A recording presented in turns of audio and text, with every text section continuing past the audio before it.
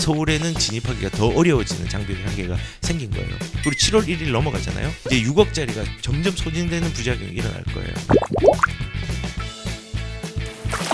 4월 29일 날 DSR 규제가 나왔어요. 그래서 이 대출 규제인데 이게 그 공급 막힌 상황에 수요층을 더 억제하는, 더 강화하는 정책으로 저는 2021년 하반기에 상승을 거의 확정짓는 계기가 되지 않았을까라는 생각이 들어요.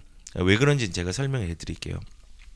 근데 결론적으로는 정부에서는 부동산의 자금 유입을 막겠다라는 취지에서 가계부채를 조금 관리하겠다라는 정책들을 그리고 금융위에서 냈는데, 하지만 이게 되게 아쉬운 거는 실거주자를 막는 정책으로 만들었어요. 근데 포인트는 이제 DSR을 단계적으로 확대하겠다가 첫 번째 핵심 내용이에요. 이게 뭐냐면요, 우리가 LTV라는 거 있죠. LTV는 간단하게 얘기하면은 내 주택 담보가 있는데 LTV 40%면은 주택에 대한 가액의 40%만 대출을 하겠다라는 거예요.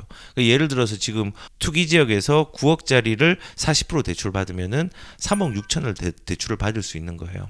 그런데 이제 여기에서 DTI는 간단해요. 내 소득 대비해서 네가 대출을 갚을 능력이 있는지 보겠다라는 거예요. 요거를 이제 40%를 투기과열지구나 투기지역에서 적용하는 걸 하면요. 뭐 연봉이 4천인 사람이 DTI를 40% 하면은 연 1,600 정도 상환이 가능해요. 그럼 10년 만기면 1억 6천이 대출이 가능하고 20년이면은 한 3억 2천이 가능해요. 그러면은 아까 LTV가 3억 6천인데 그거보다 조금 더 작게 되겠죠. 근데 DSR이라는 게 뭐냐? 간단하게 생각하시면 돼요. 원리금이에요. 원금이 아니라 원리금, 원금과 이자를 함께 네가 갚을 능력이 있는지 확인해 보자. 단 총 원리금이에요. 주택담보대출, 신용카드론, 그 다음에 핸드폰 대출. 만약에 진짜 극단적으로 이혼한 두 사람이 합쳤어요. 그래서 핸드폰을 4명이서 새로 맞췄어요. 그러면 그거를 할부로 해요. 그러면 할부가 대출에 이제 DSR로 적용이 되어 가지고 실질적으로 대출에 대한 부분이 되게 좁아지는 거예요. 한도 능력이. 그래서 결론적으로는 DTI는 소득만, 그리고 DSR은 소득 플러스 모든 총 부채들을 다 결합을 해가지고 갚을 능력을 확인을 하겠다. 그러면은 원래는 그 LTV 같은 경우는 40% 해가지고 3억 6천을 받을 수 있는데, 만약에 뭐 자동차 할부가 한 3천만 원 되고 연봉은 한 5천만 원, 4천만 원 정도 되는데 9억짜리 집을 산다면 결국은 한 2억대의 대출밖에 못 받게 되는 거예요. 그런 게 이제 DSR이에요. 근데 이 DSR을 원래 현행에서는 투기과열지구나 투기지역에서 9억이 초과하는 주택에 대해서만 이거 규제를 했어요. 그러니까는 9억이 초과하지 않으면 DSR이 적용이 안 되는 거예요. 그런데 이거를 2021년 7월 1일부터 규제지역, 모든 규제지역이면 투기과열지역, 투기지역 플러스 조정 대상 지역까지 포함해가지고 6억만 넘어가면은 네 대출에 대한 부분들을 더 못하게 하겠다라는 부분으로 지금 정해놓은 거예요. 물론 명분은 내가 너희의 가게를 위험에 빠뜨리지 않게 하기 위해서 이거를 도와줄게라고 하지만요, 실질적으로는 지금 이 대출이 필요한 사람들은 다주택자가 아니라 무주택자예요. 무주택자, 어차피 다주택자는 대출이 안 돼요. 그렇기 때문에 9억에서 6억으로 대출에 대한 부분들을 낮춰버리면요, 문제가 심각해지는 게 이제는 7월 달에 6억까지 돼? 그러면은 큰일 났다. 있을 때 대출을 좀 받아야지. 그리고 7월 1일 넘어가잖아요. 그럼 이제 6억짜리가 점점 소진되는 부작용이 일어날 거예요.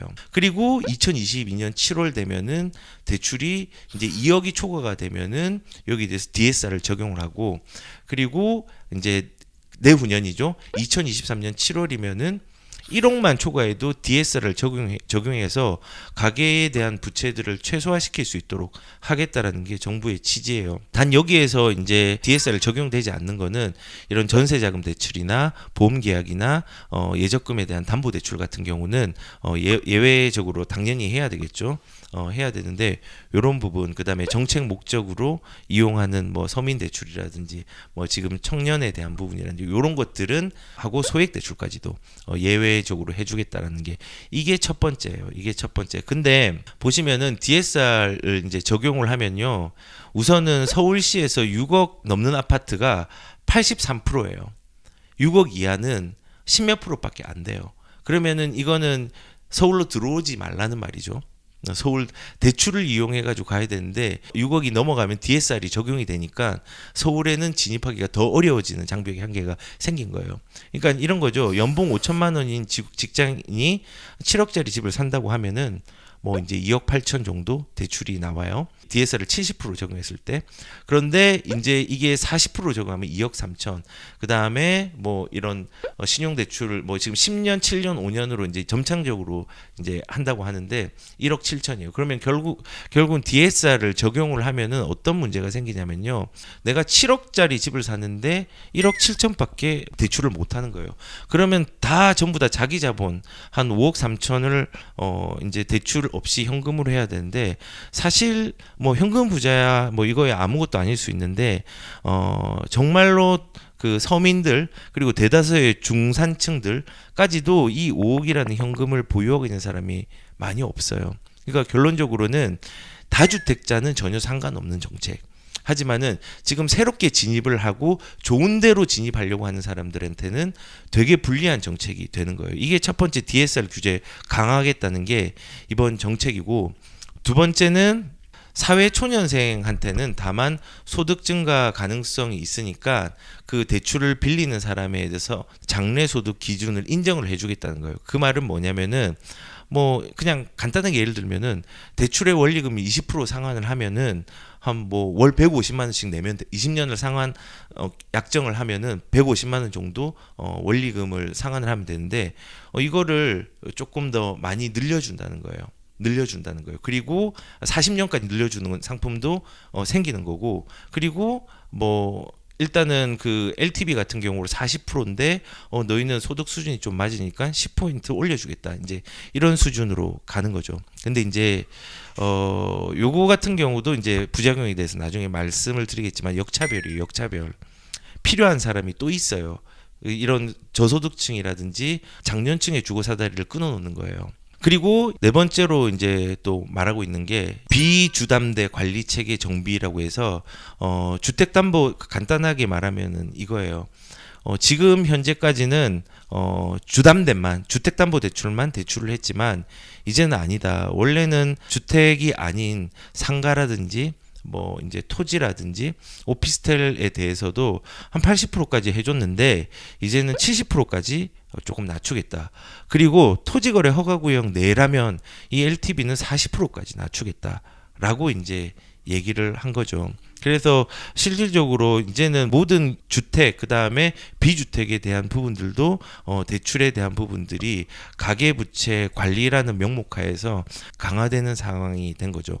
자, 근데 이까지는 팩트예요. 그냥 여기서 이제 정책을 냈다라는 건데 여기에서 이제 부작용이 뭐냐? 첫 번째는 역차별 문제.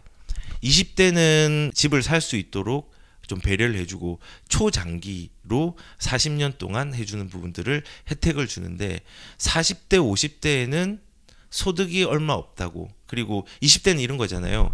나중에 앞으로 네가 연봉이 올라갈 수 있으니까 그 연봉을 올라가는 거를 고려해서 원래 2억 한 5천 정도 되는 거 3억 초반까지 대출을 해주겠다라는 시스템이 있는데 40대 같은 경우 50대 같은 경우는 내가 이제 일할 일이 얼마 안 남았잖아요. 그러면은 여기에 대해서는 대출이 규제가 더 세게 되는 거예요. 그래서 20대 지금 현재 정부에서 놓친 표심층에 대해서는 되게 후하게 대출을 완화시켜 주는 게 돼요. 아마 이 역차별 문제도 저는 부작용이라 생각하고 정치공학으로 접근을 해서 표심층을 이번에 좀 잃어버린 표심층을 조금은 회복하기 위한 어떤 방안 중에 하나라고 저는 이번에 낸 게 좀 생각이 듭니다. 그리고 이제 두 번째 부작용은 뭐냐면요. 실거주 문제예요. 실거주 문제. 지금 이 대출이 되게 이게 강화가 되었잖아요. 강화가 되었는데 갭 투자에 대한 부분은 없어요. 갭 투자는 여전히 가능해요. 물론 이제 전세가가 올라가면 또 갭 투자에 대한 어떤 투자에 대한 게 조금 성행이 될 수 있는 부분이 있는데 갭 투자는 가능하다. 그러나 결국은 실거주로 입주를 해야 되는데 대출이 조금 줄어들었네. 실거주 못 하겠어. 왜냐면 마지막 잔금을 못 치르니까 안 되겠다. 차라리 갭 투자를 나도 해서 이게 나중에 대출이 완화될 때까지 기다려야 되겠다 해서 결국은 실거주를 못 하게 되는 부작용도 생긴 거예요. 그리고 이제 또 생길 수 있는 부작용이 분양권에 대한 문제예요. 분양권. 그러니까는 중도금은 단기 대출이에요. 그래서 이번에 DSR의 대출이나 이주비라든지 이런 부분들은 DSR 적용을 받지 않아요. 근데 문제는 뭐냐? 이제 7월 1일 이후에 바로 이제 하반기에 도래한 분양의 잔금을 치러야 되는 조정 대상 지역, 투기 과열 지역, 투기 지역에 있는 사람들은 DSR이 적용이 돼요. 그러면 그 사람들은 어떻게 해야 돼요? 원래 분양권에 대해서 잔금 계획을 그냥 LTV랑 DTI 정도 수준으로만 생각을 했는데 DSR이 적용이 돼 버리니까 잔금에 대한 재정 계획에 빵꾸가 나는 거예요. 그래서 뭐 좀 분양을 받아가지고 잔금 치르는 사람들이 한 2, 3년 뒤면은 워낙 이제 이 대출에 대한 부분들이 자주 바뀌기 때문에 뭐 특별히 문제가 없을 수 있다라고 얘기를 할 수 있는데 바로 이제 도래한 2021년 하반기라든지 2022년도에 잔금을 치르는 어떤 부분에 대해서는 이 중도금은 괜찮아요. 중도금 DSR이 안 되니까. 하지만 잔금은 주담대로 이제 전환을 시켜야 되잖아요. 그때 문제가 생겨요.